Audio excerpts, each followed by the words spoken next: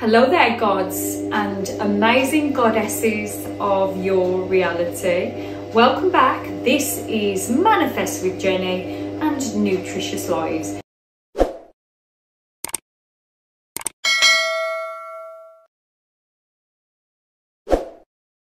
Please like, subscribe and click the little bell icon so when I upload videos they come straight to you. Today I think is going to be a slight little bit of a triggering video for anyone viewing who is maybe in the early stages of their manifesting journey. And the reason why I say that is because, sorry about the appliances guys, it's in the background. It's a functioning house, so you know what it's like in Jen's world.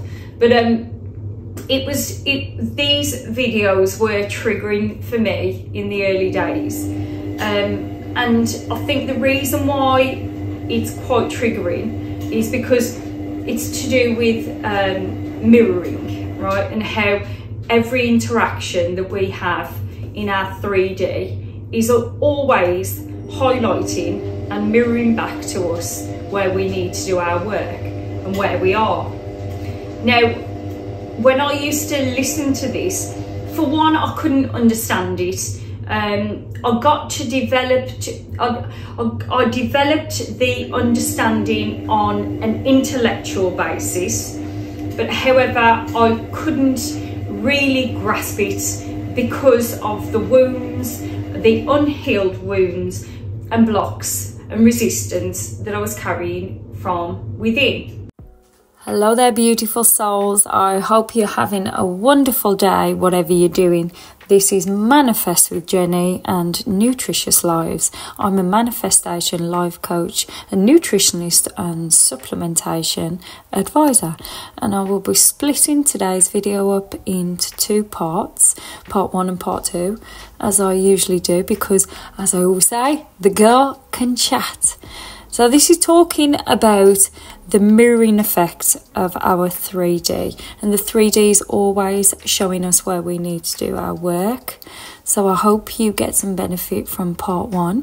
And I will see you tomorrow with part 2. So I would kind of avoid these videos because it would trigger me. And realistically, when I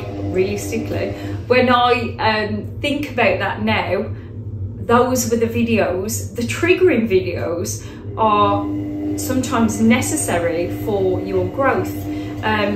But again, because of the ego and because of the way we are as humans, we want to avoid pain as much as possible.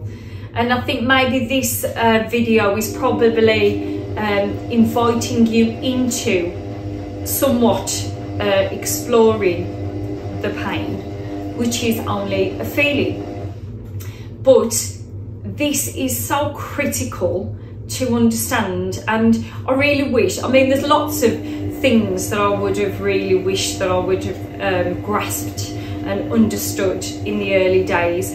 But then it's my journey, right? It's my journey that things have happened as they have happened for me, and I'm okay with that. But I do sometimes look back and think, wow, I wish I'd have been able to grasp that a little bit sooner.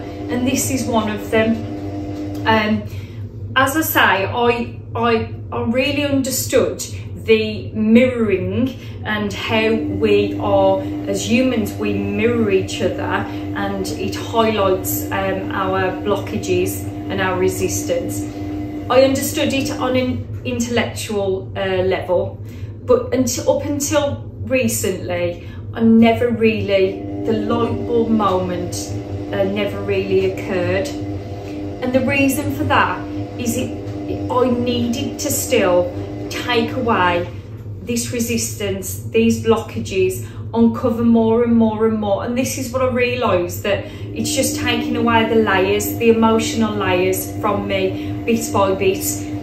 And this is the work, because as soon as you disperse these emotional blockages, like I always say, inspired action, inspiration, these light bulb moments just occur, and you think to yourself, wow, like it's almost like you speaking another language, and then all of a sudden you understand. Or like riding a bike, and it took so long to be able to grasp it, you know, when I learned as a kid. It takes a while because you're so untrusting, and then as soon as you trust and you understand, you're away, and that skill is there. And it's this, and this is what I want to highlight to you today with mirroring. So in every facet of our existence, in our 3D, we are being mirrored. Every reaction that we have, whether it's the workplace, whether it's our children, whether it's the school run, whether it's organising trips, and you know, whether it's SP could be family, friends, co-workers, whatever, love, relationship, SP. All these facets of our lives, the people involved in these areas are all mirroring back to us the work that we need to do from within. I didn't fully understand this. Circumstances would come in, situations would arise, and I would be very reactive within that moment, and not and question why? What have I got to do? I don't understand. What have I got to do? How can I fix? How can I fix? How can I do this to fix? What have I got to fix? How do I fix me? What do I, right? So especially because I wanted to, as a priority for me, it's to always evolve and grow and change, and I am. But it was always looked at that there was something outside that I had to chase, to like, what have I got to do? And now I fully understand that I haven't got to do anything, because these situations are just going to present themselves to me, and that is what is presenting itself to me to work on. It seems like it's a really simple concept, but I never fully got this until now. So now I understand. So I'll use an example. I mean, we'll just use SP again, because it just seems easier to grasp. But guys, you can apply this to your boss. You can apply this to your mate from the school that you keep having interaction, anything. But we're going to use this as SP. So you end up, you have an argument with your specific person over whatever, and you know, this interaction isn't nice, it isn't pleasant, and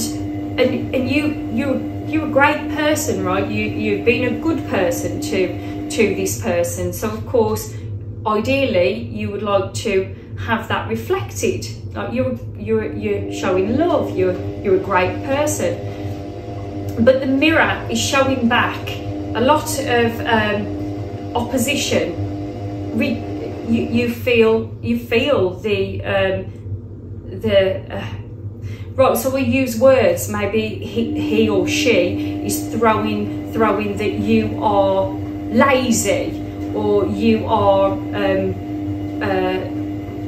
untidy, or and within your mind you can't understand why they would be presenting this way to you. You've never instigated any of these conversations to have this thrown at you. But it's not about that, what they're saying.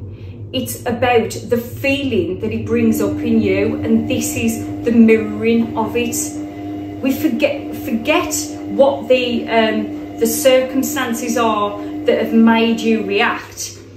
It's your reaction that matters, and the feeling and the thoughts that it's created by that conversation that you've had, right?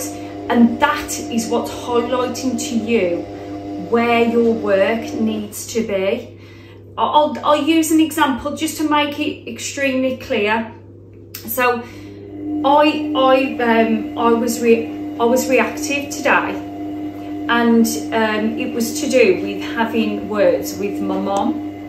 Now, I want to give you some context and a little bit of a backstory with regards to mine and my mum's relationship. Now, mine and my mum's relationship, to a certain degree, can be looked at as pretty typical.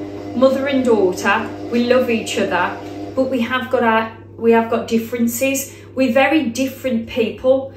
And what I understand now is that Mum's lifestyle and upbringing was very different to mine. She was expected to be a certain way, and my upbringing was in total opposition to my mum's upbringing. So me and my mum have always clashed.